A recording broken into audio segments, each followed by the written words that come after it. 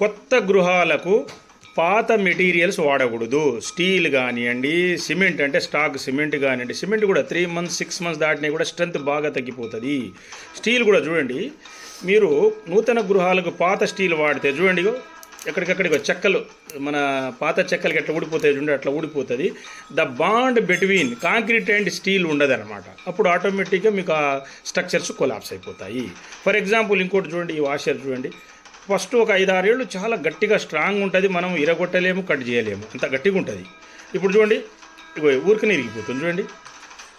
ఈ మెటీరియల్స్ మీరు నూతన గృహాలకి, నూతన స్ట్రక్చర్స్కి పాతవి వాడితే ఇది పరిస్థితి, స్ట్రక్చర్స్ పోతాయి.